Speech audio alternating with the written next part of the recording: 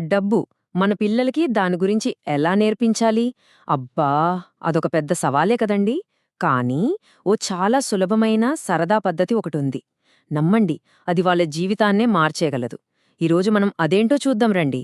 మూడంటే మూడే మామూలు గాజు జాడీలు.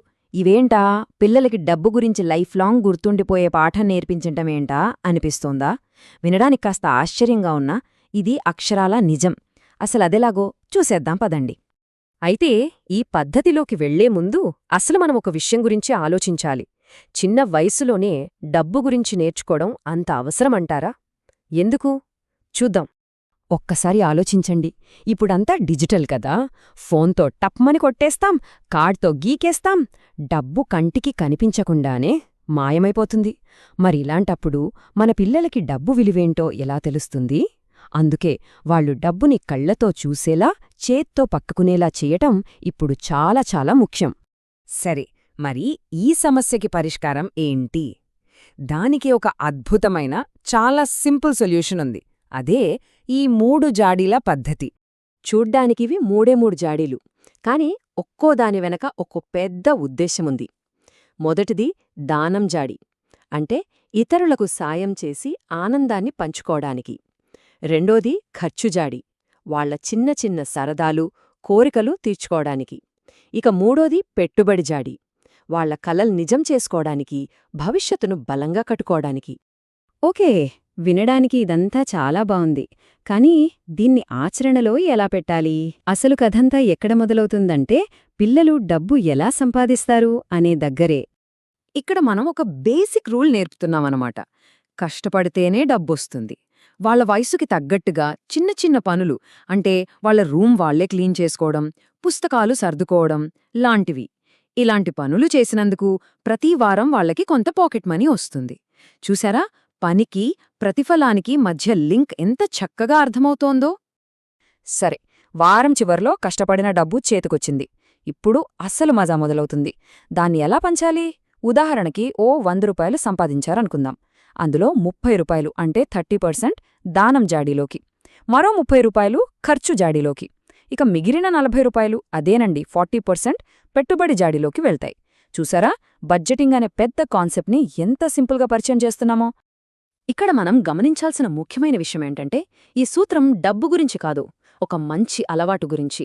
రూపాయిల్లో సంపాదించినా, డాలర్లలో సంపాదించినా ఆ పంచే విధానం మాత్రం అస్సలు మారదు. కొంత ఇవ్వాలి, కొంత ఖర్చు పెట్టుకోవాలి, మరికొంత భవిష్యత్తు కోసం పెంచాలి. అసలైన పాఠం ఇదే. ఇప్పటిదాకా మనం ఈ సిస్టమ్ ఎలా పనిచేస్తుందో చూశాం. ఇప్పుడు దాని వెనకున్న అసలైన స్ఫూర్తి ఏంటో చూద్దాం. ఒక్కో జాడీ మన పిల్లలకి ఎలాంటి జీవిత పాఠాన్ని నేర్పుతుందో తెలుసుకుందాం. పదండి. మొట్టమొదటగా దానం జాడి. ఇది కేవలం డబ్బు ఇవ్వడం నేర్పదండి. మన దగ్గర ఉన్నది మనకోసం మాత్రమే కాదని, దానికి ఓ మంచి ప్రయోజనముందని నేర్పుతుంది. పిల్లల మనసులో దయ, సానుభూతి, సమాజం పట్ల బాధ్యత అనే విత్తనాల్ని నాటుతుంది. మరి ఈ డబ్బుని ఎక్కడివ్వొచ్చు? అవసరంలో ఉన్నవాళ్లకి, ప్రార్థనా స్థలాలకి, లేదా మూగ జీవాలని కాపాడే సంస్థలకి ఇవ్వొచ్చు. పిల్లల చేతుల మీదుగానే ఇప్పించినప్పుడు ఆ ఇచ్చే ఆనందం ఎంత గొప్పదో వాళ్లు స్వయంగా అనుభవిస్తారు. ఇక రెండో జాడి ఖర్చు జాడి. ఇది చాలా సరదాగా ఉంటుంది. ఇది పిల్లలకి స్వేచ్ఛని, వాళ్లకు నచ్చింది ఎంచుకునే శక్తిని ఇస్తుంది. వాళ్లు కష్టపడి సంపాదించిన డబ్బుతో వాళ్లకు నచ్చింది కొనుక్కున్నప్పుడు ఆ కిక్కే వేరు. దాంతోపాటే బాధ్యత కూడా నేర్చుకుంటారు. అయితే ఈ జాడిలో ఒక చిన్న ట్విస్ట్ ఉంది. ఇది ఒక ముఖ్యమైన పాఠం కూడా నేర్పుతుంది.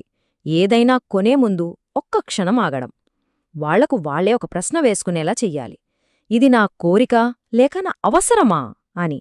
ఈ ఒక్క చిన్న ప్రశ్న ఆలోచించి ఖర్చు చేసే ఒక గొప్ప అలవాటికి పునాది వేస్తుంది.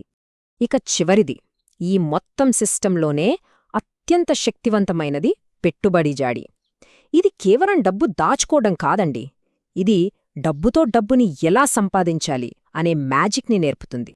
ఉదాహరణకు, ఒక బాబు తన జాడీలో ఒక 40 రూపాయలు వేశాడనుకుందాం. అప్పుడు ఈ సిస్టంలోని అసలైన మ్యాజిక్ మొదలవుతుంది. ఆ అద్భుతం ఏంటో తెలుసా?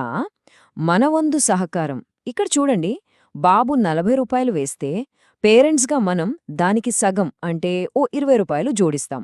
అప్పుడు మొత్తం ఎంతయింది? 60 రూపాయలు.